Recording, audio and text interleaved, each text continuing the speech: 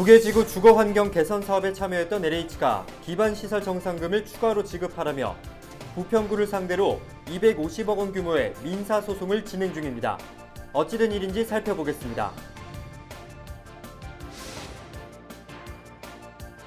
한국GM과 노조 간 임금단체 협약 교섭 과정에서 한국GM이 부평 2공장의 신차 물량을 배정할 수 없다는 의사를 보여 고용 불안을 안고 있는 노조가 강하게 반발하고 있습니다.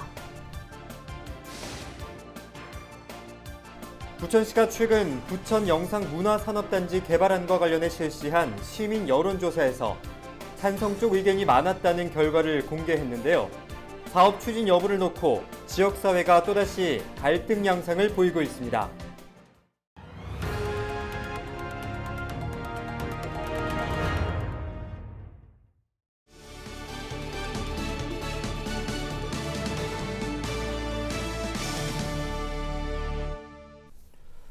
여러분 안녕하십니까? 헬로티비 뉴스입니다. 부계지구 주거환경 개선 사업에 참여한 LH가 부평구를 상대로 민사소송을 진행 중입니다. 기반시설 정상금을 추가로 지급하라며 소송을 제기한 건데요. 부평구는 만약 패소할 경우 최대 250억 원이라는 막대한 액수를 부담해야 합니다. 이재필 기자가 보도합니다. 지난 22일 부평구가 부평구 의원들을 상대로 긴급 업무 보고를 진행했습니다. 현재 LH와 진행 중인 민사소송의 내용을 의원들에게 공유하기 위해서입니다. 지난 2002년 부계지구 주거환경 개선 사업의 시행을 맡은 LH. 부평구는 녹지와 근린공원 등 기반시설에 쓰일 보조금으로 약 82억 원을 계획했습니다. 공사는 2012년 완료됐고 LH는 이듬해인 2013년 부평구에 사업비 정산을 요청했습니다. 그런데 LH가 요구한 액수는 약 251억 원, 계획된 비용보다 169억 원이나 많은 액수입니다.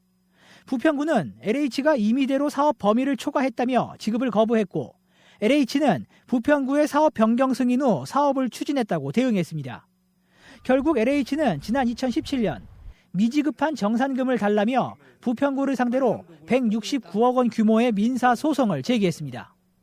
구체적인 증빙 자료 제출 없이 정비 기반시설 사업비로 160억 원이 증가된 251억 원이 실제 집행되었다며 증가된 금액의 정산을 요구하였습니다. 만약 패소할 경우 원금의 이자까지 부평구에서 부담해야 할 액수는 최대 254억 원, 하루 이자만도 540만 원에 달합니다. 부평구 의회에서는 부평구가 사업을 제대로 관리 감독하지 못해 벌어진 일이라는 지적도 나오고 있습니다. 사업 인허가 기간으로 준공 승인까지 했음에도 사업 기간 동안 사업비 사용 상황을 제대로 확인하지 않았다는 겁니다.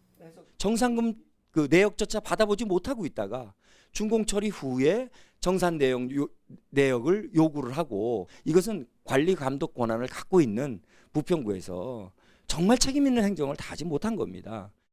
이번 민사소송의 선고 공판은 오는 10월 16일 열릴 예정입니다. 만약 패소할 경우 부평구 입장에서는 막대한 피해가 예상됩니다. 헬로티비 뉴스 이재필입니다.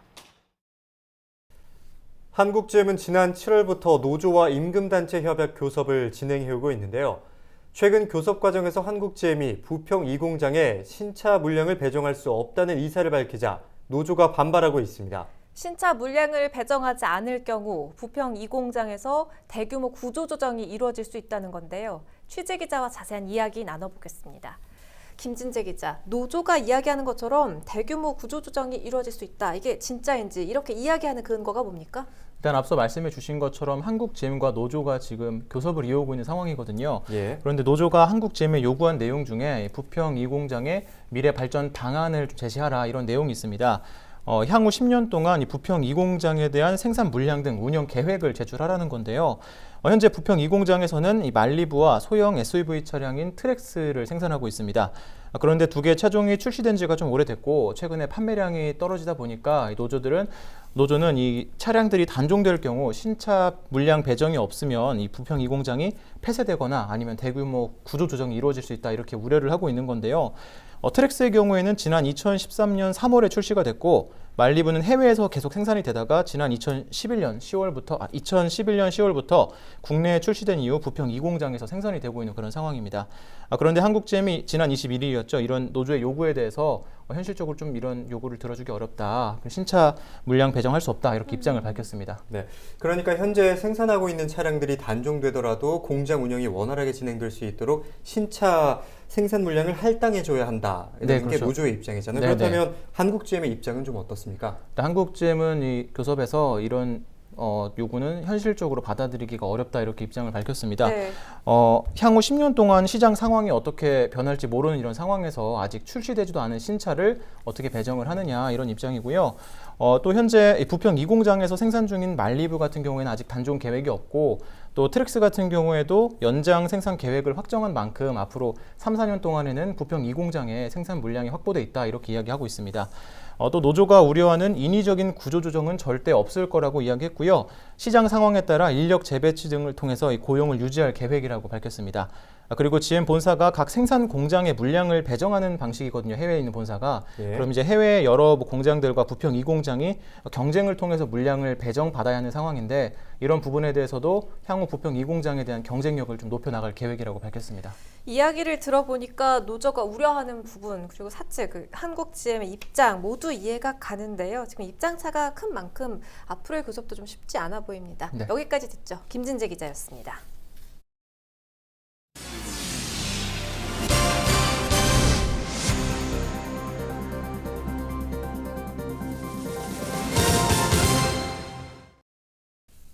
부천 상동 영상문화산업단지 개발 방안에 대한 시민 공청회가 열린 지 한 달 만에 추가로 부천시가 여론조사를 진행했습니다. 주민 대다수가 찬성한다는 결과가 발표됐는데요.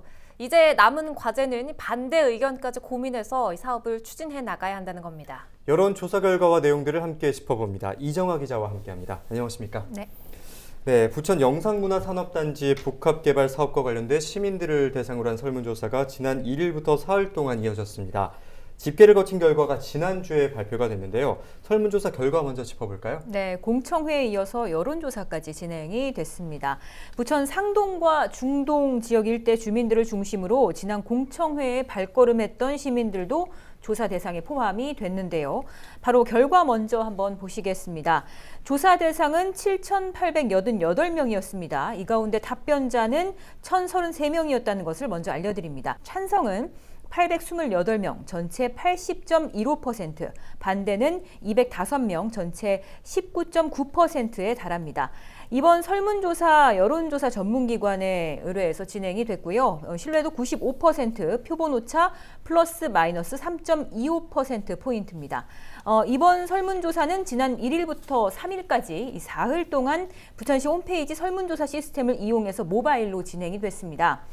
부천시 을 지역구인 상동, 신중동, 중동 일대에 거주 중인 20살 이상의 정보 제공 서비스 동의자 7,300여 명과 지난 7월 시민 공청회에 참여했던 참석자 550여 명을 포함해 모두 7,800여 명을 대상으로 진행이 됐습니다. 예. 결과 집계가 이렇게 이루어졌는데 구체적인 찬성 또 반대 사유도 궁금하거든요. 소개를 좀 해주세요. 네, 답변자 1,033명 가운데 가장 많은 828명이 찬성 의견을 보냈습니다.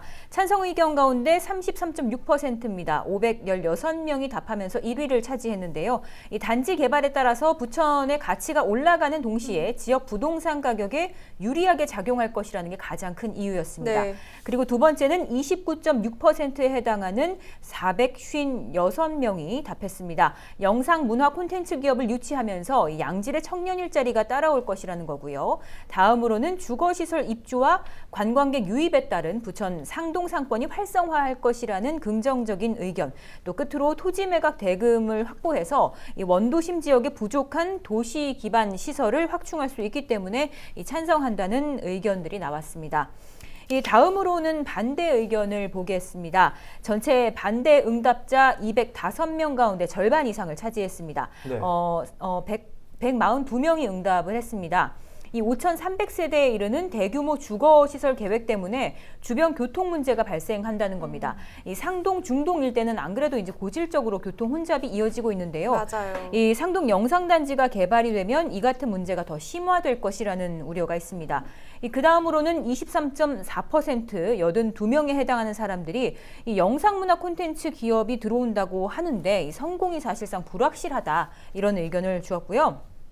이 밖에도 부천시보다 오히려 인근의 이제 인천 부평구가 더 많은 개발 혜택과 수혜를 입게 되는 게 아니냐 이런 의견도 있었고 또 이 상동 영상단지 개발에 따른 이 중상동의 이제 원도심 슬럼화를 비롯해서 인근 지역 상권 침체가 우려되기 때문에 반대하겠다 이런 의견들이 잇따랐습니다. 네, 지난 7월에 있었던 시민 공청회 이후에 다양한 의견들이 제시되면서 추가로 공론의 장을 연다고 했었는데 지금 코로나19 상황에서는 조금 힘든 얘기가 된 것 같습니다.